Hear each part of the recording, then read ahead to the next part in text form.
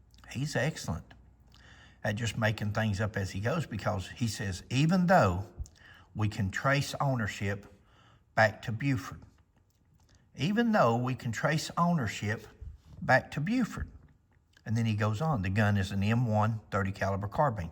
See, Mike always says something beforehand and after, but he always throws a comment in there, a make-believe comment, a spoken into history comment, or in this case, written into history. Even though we can trace ownership back to Buford. Well, by the time we're through with this video, let's see if anybody has ever traced ownership of this M1 30 caliber carbine that Mike Elam went out and shot with Ricky Plunk, and Ricky Plunk's had possession of for all these years. Let's see if we can trace the ownership back to Buford. And if we can't, then that means that that statement right there was spoken into history.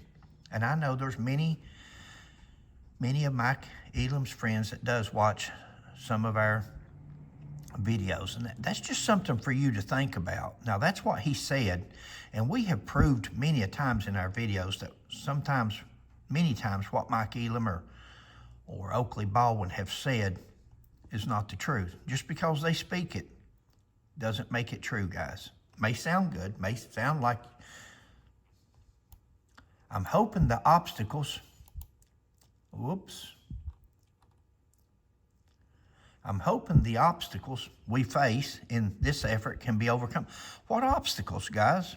If the case is still open, like Mr. Roush or Mr. Davison said, and they're just merely going through some open cases, why would there be an obstacle there?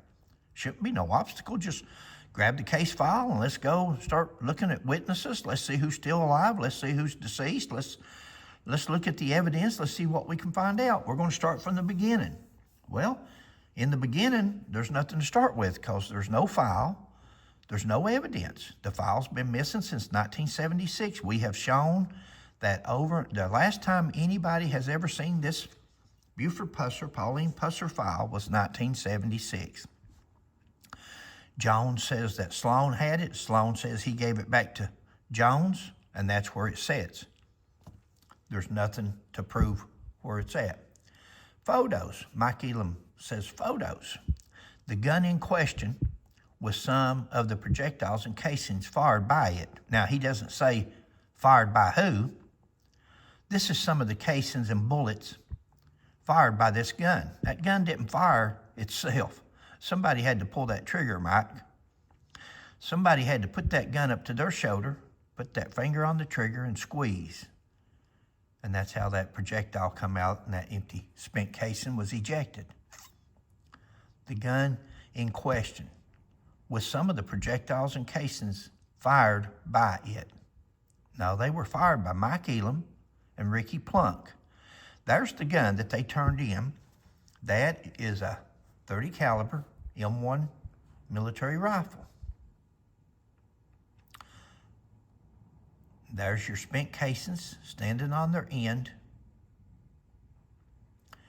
And you can look at the little indentations. When they take these indentations and they put underneath a microscope, a ballistics expert, and they look at the ejection, there's a little scar on the side of them where the ejection rod throws it, ejects the empty casing out onto the ground. There'll be an ejection mark. There's so many things that a professional expert ballistics person can look at to compare one of these to one of those that was found at the scene of the 1967 ambush. Wouldn't that be so sweet? Wouldn't that have been a case closed, guys? I mean, had the TBI not lost the evidence, how simple of a case, we would have never had to dug Pauline up. We would have at least known that this casing, this gun, was used at the ambush. Now, we don't believe it's the gun that killed Pauline Pusser because it's a high velocity round. The round that killed Pauline went through and through her head. They didn't stop inside of her head. The only thing that they showed in their expert, what they call reenactment, that's not anything but a reenactment, but those 30 caliber rounds stayed in that dummy's head. Those dummies are made 95% equal to a human head, they say. Now, that's what they advertise. I don't know. But if they're 95 accurate as far as bone and consistency and structure, there was none of these 30 caliber rounds that came through it except the one that they put completely up against the head inside the car with the M1. They made everything in that so-called reenactment look the way they wanted it to look, in my opinion. There's your empty casings from the gun that Mike Elam shot and Ricky Plunk shot. The stolen gun from O'Neill Moffett, according to Ricky Plunk. There is the projectiles. Those are spent rounds. Those bullets came out as a bullet and they hit something, and that's what they ended up looking like when they're done. Now up here you've got 6 casings. Down here you've got 6 bullets. But somewhere in that picture he didn't notice, what is this? Is that another bullet? See that jagged end? Here's your jagged end, so they can have jagged ends to them. What is that? See, we don't know. That's in Mike Elam's picture. He's only showing 6 here and 6 projectiles, but in the picture, there's an extra one laid out. How many more was there? How many rounds did they actually fire? How many did they keep? And how many did they have plans to do something else with? We don't know. We don't know that answer to that question. That would have been a good question for the TBI. Had the TBI not been so set on pointing their finger at Buford Pusser and getting that fame, fortune, and name recognition, we might have found out a whole lot more about the Buford Pusser case. They had the people there. They had Ricky Plunk. They had Dennis Hathcott. You can't go by Mike Elam's stories. Mike Elam has nothing but a story. Mike Elam is from Arkansas. He's a loss prevention officer that knows how to make up stories. He's a dreamer. He's watched enough movies. He's a Buford Pusser wannabe, in my opinion, and he thinks he's an investigator. He's not. Now here is Ricky Plunk's statement, his complete statement. Upon speaking with Ricky Plunk, he advised that his father was deputy that worked for Buford Pusser. Now guys, we went over this in another video, but hang on, because after I get done with this, I'm going back to Mike Elam.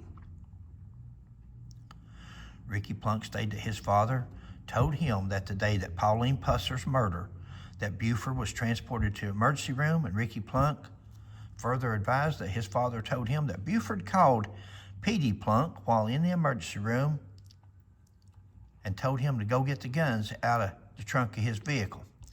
Now guys, remember, Mr. Davison stood on that stage and said when he was questioned by the newspaper or TV, he said, we have one expert witness that says that she was shot outside the car and moved in the car. We have one expert witness that says this was a staged scene. One person's opinion that says this was a staged scene. Now, Buford Pusser staged 2 ambush sites. He shot that vehicle up. He shot his wife. He moved her to wherever he wanted her moved from.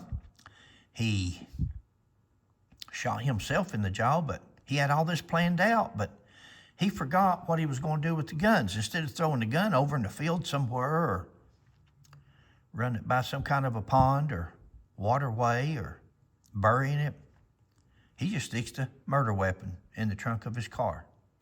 But let's go on.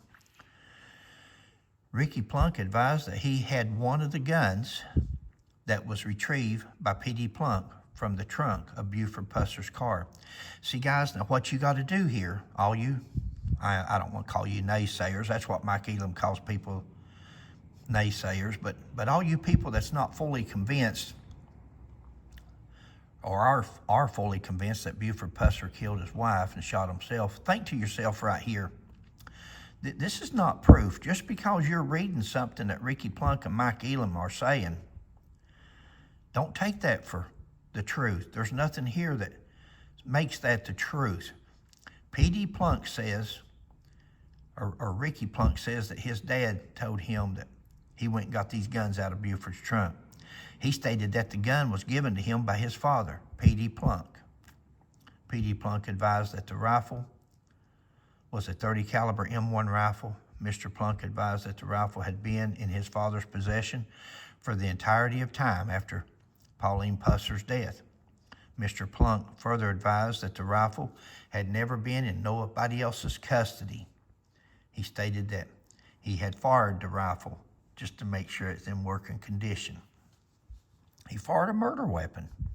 His father told him that when Pauline Pusser was killed, that he went and got the gun out of Buford's car.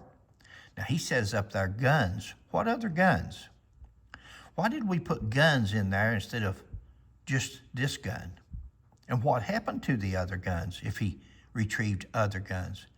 But guys, the main question here is, Peatie Plunk gave his son a family heirloom that's a murder weapon. And you're going to find out in a minute, that's a stolen murder weapon. Actually, it was stolen twice. If he went and got it out of Buford's trunk and he never gave it back to Buford, then he stole it from Buford. And O'Neill Moffett has stolen it from the Air Force, so the gun's been stolen twice. But let's don't go with hearsay. Let's don't go with what Ricky Plunk is saying Peatie Plunk told him. Let's don't go with that. Let's just go with the fact that Peatie Plunk, the evidence is that Peatie Plunk gave his son a .30 caliber M1 rifle. A .30 caliber M1 rifle. And he said that he has been in possession of it since the day that Pauline Pusser was killed. Guys, I believe that. I believe the weapon that they got, in my opinion, is one of the weapons that they had on that scene that day. It's too bad. It's sad that they've lost the empty casings, because I believe that weapon would have matched up. I believe it was there. I believe Peatie Plunk knew something about it. I believe Peatie Plunk knows that it was used in the ambush, but nobody believes that he got it from Buford Pusser. Just like Mike Elam speaks things into history from after people's dead and gone, and they can't come back, and I believe some of these people one day may have to answer for all this. They may look right at these people one day and say, wow, did you really say that? Who knows what the future holds, but they can say anything they want that a dead person told them, that he got it from Buford Pusser. We know that Ricky Plunk got that gun from his father, and we know that Peatie Plunk told him that he's had it since the day that Pauline Pusser was killed.